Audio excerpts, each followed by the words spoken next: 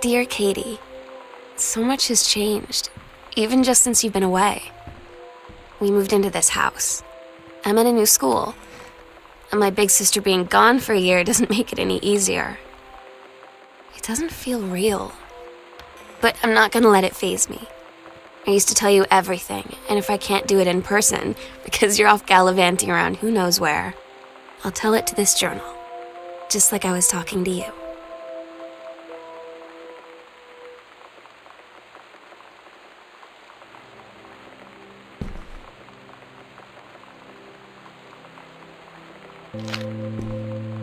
Oh my God, you are so lucky you finished high school before we moved into this house.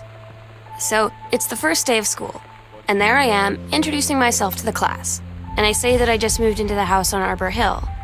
All of a sudden, every kid in the room turns and just stares like I suddenly transformed into a mutant.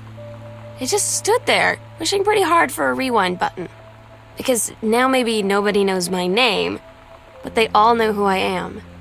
The Psycho House Girl. Great. West Weather Service reports high winds and torrential rain conditions affecting the following counties.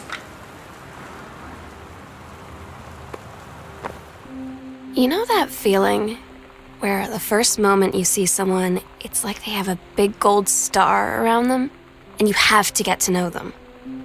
Well, there's this girl. I think she's a senior. She's usually dressed kind of punk, but sometimes I see her in this, army uniform, and she's always drawing in this notebook, looking so intense.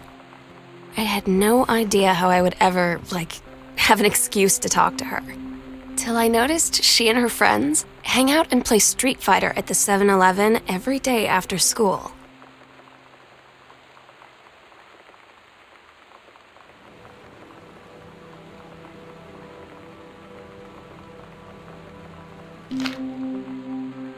So you know what they say about the best laid plans of mice and men? Yeah, turns out it applies to Street Fighter too. At least I worked up the courage to walk into the 7-Eleven and ask for a turn, but all that practice at home did not exactly translate in the wild. So after I was finished getting my butt kicked, I followed them outside while they smoked. And that was when she asked me if I was that Psycho House Girl. But then she said she's always really wanted to see the Psycho House. Her name is Lonnie. She's coming over tomorrow.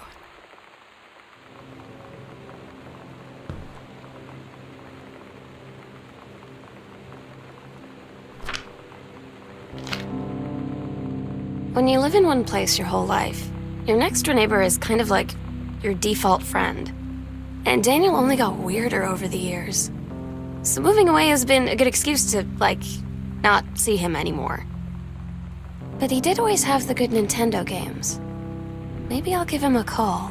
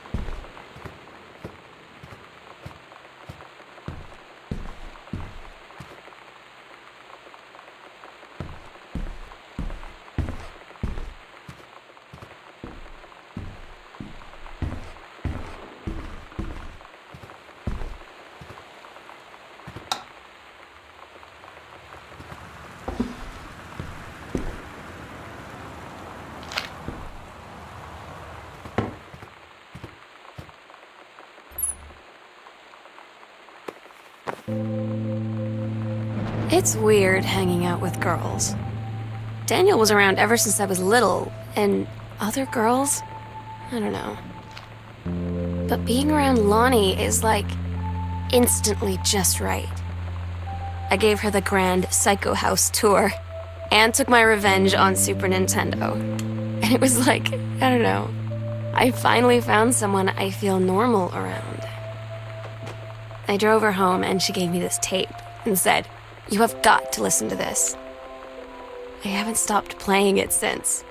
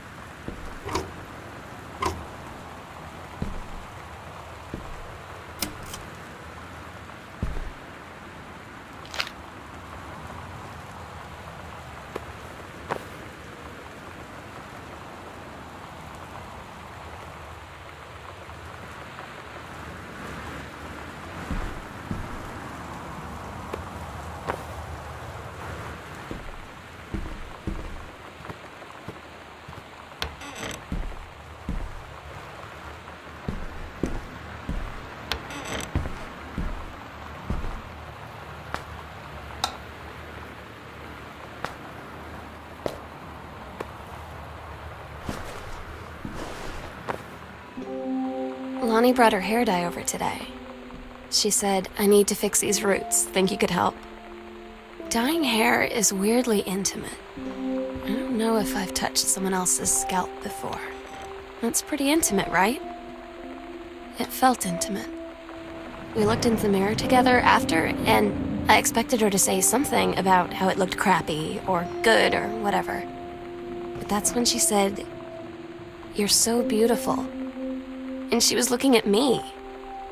Right in that moment, I wanted to say something, but I waited, and the moment was gone.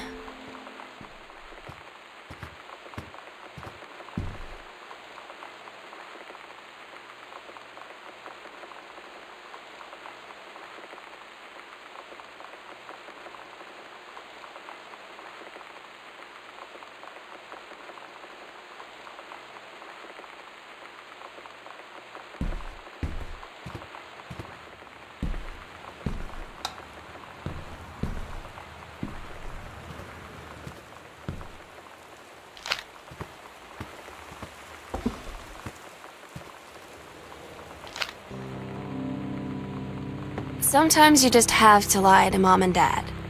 Like when Lonnie asked me to see a band with her and stay over at her friend's place in the city after. That's a lie to Mom and Dad situation. But it was so worth it. The girls on stage were just so loud and real and awesome.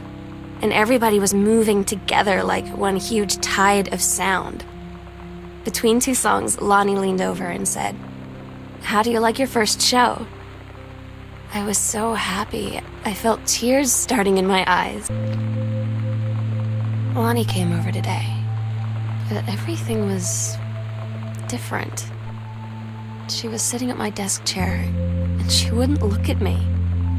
Finally, I asked her what was going on. She said she felt like she'd done something wrong that night in the city. Like I must think... But I said no. There was nothing wrong. I just wanted to say...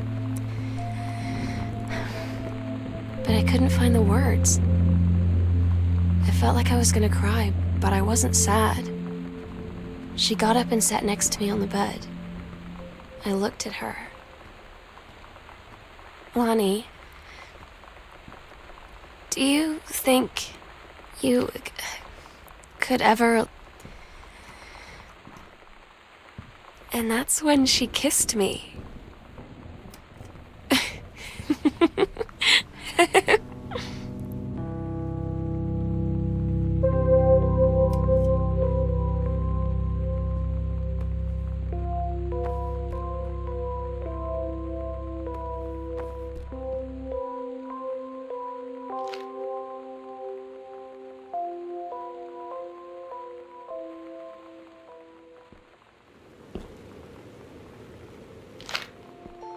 It's different now. I mean, we still hang out all the time like before. But now when no one else is around, well, so you could say we're dating. But it's secret. Secret dating? I don't know. I mean, I guess that's the real difference. Now when we get...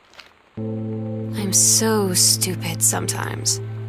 I was telling Lonnie that I got into my college summer program thing, and I was all making plans like, you should come visit me, stay in my dorm room. But she said, Sam, I ship out on June 6th. I was like, ship out? To where? She said, to basic training. What did you think I was doing all that ROTC stuff for? I guess she's been planning to join the army right after high school since she was like 12. And I guess she's really going to do it. So I was like, after graduation, I'm just never going to see you again? She said, let's just have fun while we can.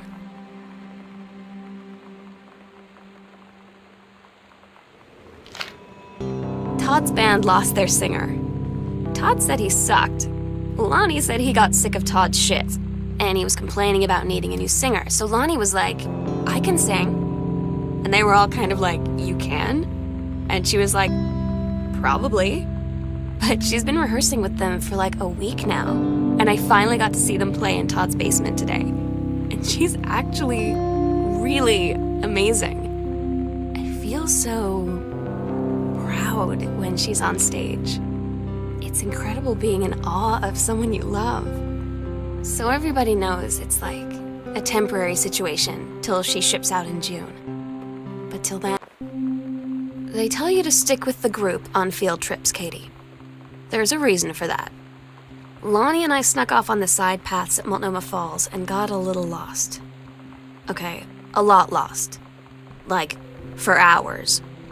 Right before the bus left, we found a trail and came running down the path, soaked and covered in mud, shouting for the bus not to leave.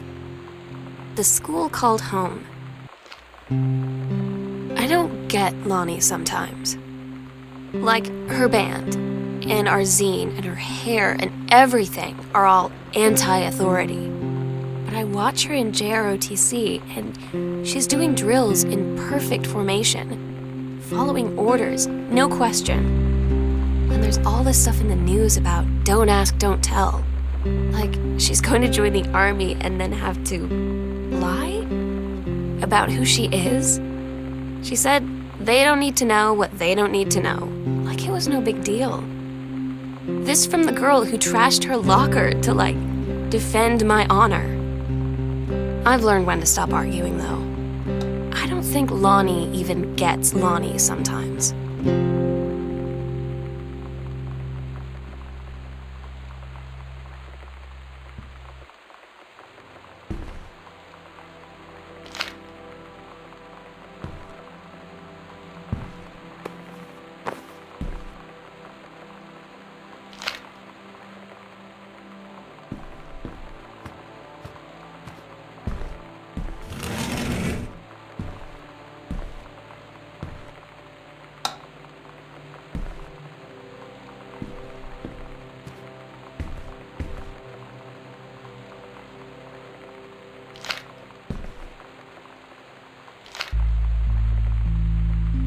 I had an interesting talk with Mom and Dad tonight.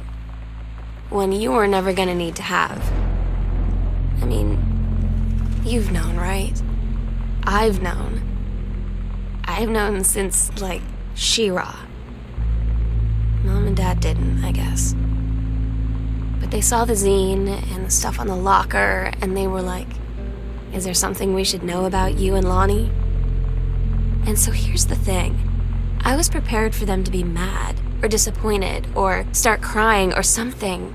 But they were just in denial. You're too young to know what you want. You and Lonnie are just good friends. You just haven't met the right boy. It's a phase. That's what I didn't see coming. That they wouldn't even respect me enough to believe me. Well, joke's on them, because they're in for one very long phase.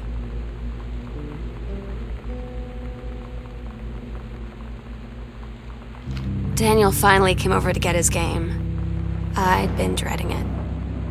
But he brought this story with him that I wrote when we were little. I started reading it, and then there I was, crying at the kitchen table. He asked what was wrong, and I was thinking about how we used to be friends, how much I'd taken for granted. But instead, I told him about school, and Dad, and Lonnie, and then how sorry I was that I wasn't his friend anymore. He gave me a hug and said it was going to be okay. And for some reason, I almost believed him.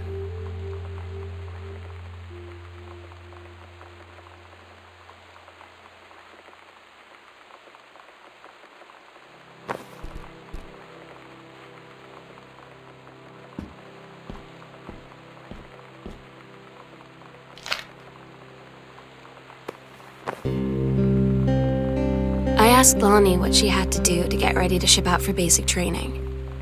She said, not a lot, really. You're not allowed to bring anything with you. You have no possessions, no contact with the outside world while you're in basic. You just train hard every day, and then you deploy from there. So, they'll just send her away. To who knows where. The other side of the country. Lonnie had her going away show with her band tonight. She's so incredible on stage. When she was singing, I could practically forget everything. That we only had 48 hours left. That I don't know what comes next. That I can't live without her. Then she dedicated the last song to me. And I couldn't take it. I was out on the curb in the alley, sobbing till my ribs hurt. I would follow her anywhere, Katie. But I can't. Where she's going. After a long time, she found me.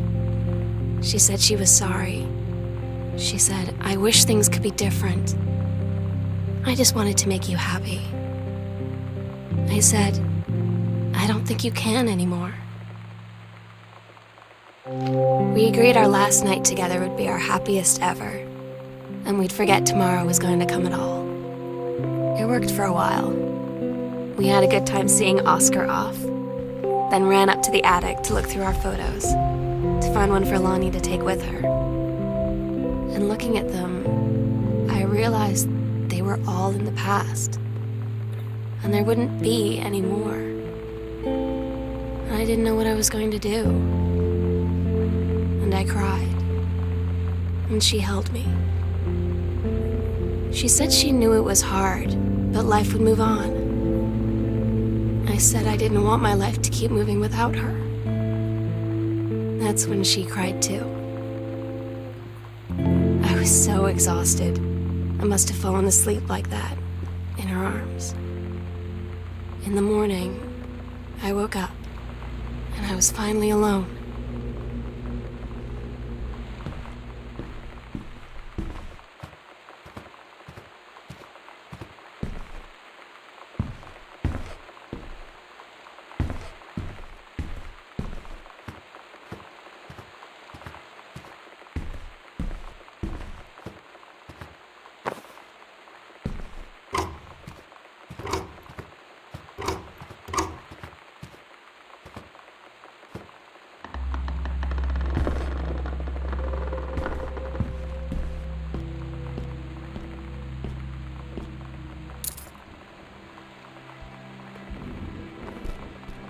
The sunset light in this house is the saddest thing I've ever seen.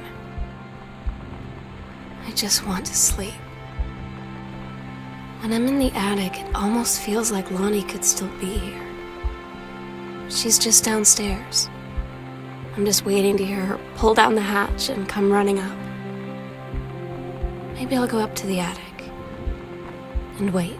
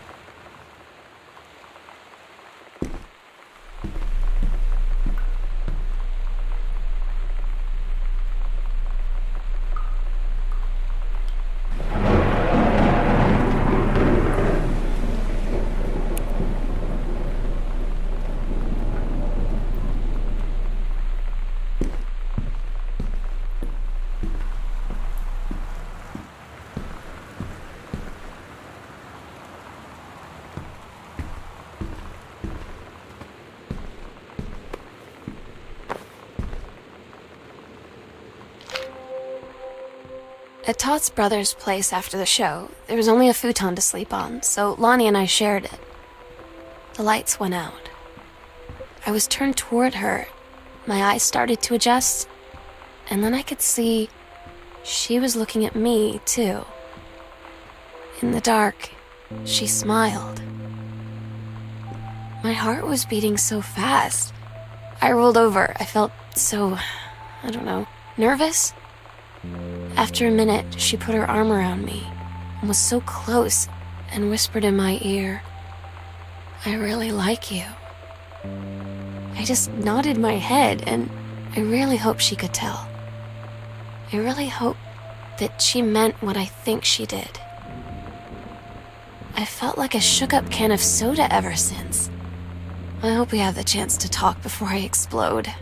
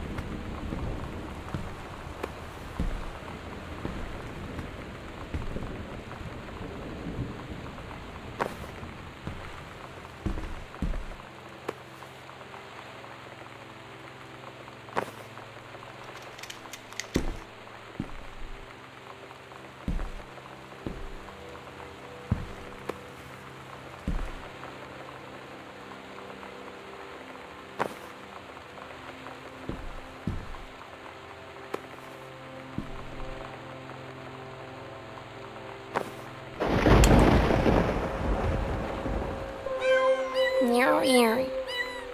Meow, meow, meow. Meow, meow, meow, meow. Meow, meow, meow. Meow, meow, meow. Meow, meow, meow, meow, meow, meow, meow. Meow, meow. Meow, meow, meow. Meow, meow, meow, meow, meow. Meow, meow, meow, meow, meow, meow, meow, meow. Meow, meow, meow, meow, meow. Meow, meow, meow, meow. Meow, meow, meow, meow.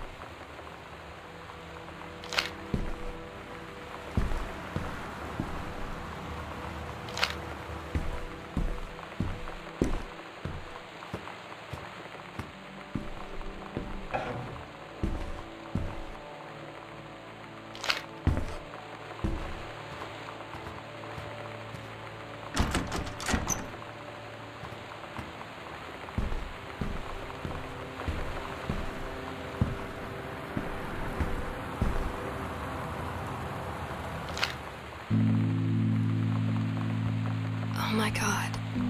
Katie, I fell asleep in the attic, in Lonnie and my old spot, and I missed the first 2 calls. I just barely caught the third one before the machine got it. And it was Lonnie, on a payphone. She'd been on the bus to Basic, and she said she couldn't think of anything but me and us, and that she couldn't go through with it, with the army and being a part and all of it. And so she got off the bus in Salem. She said, "Sam, I want you to pack up everything you can and get in your car and come find me. And let's just drive." until we find somewhere for us. And she asked me if I could do that. And I said yes. Yes.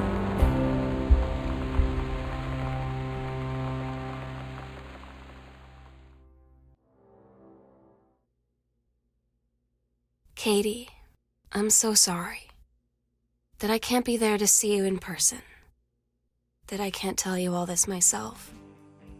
But I hope as you read this journal and you think back, that you'll understand why I had to do what I did. And that you won't be sad, and you won't hate me, and you'll just know that I am where I need to be. I love you so much, Katie.